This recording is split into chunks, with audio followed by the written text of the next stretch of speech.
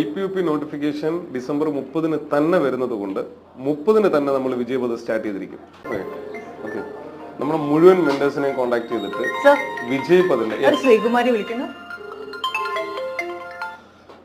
Hello Sreekumar, I M in A meeting, I will call you back.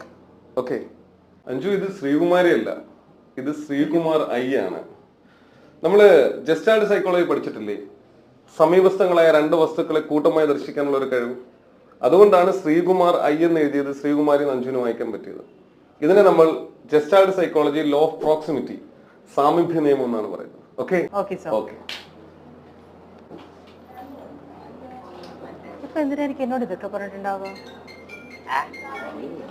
അപ്പൊ December 30-ന് LPUP Vijay.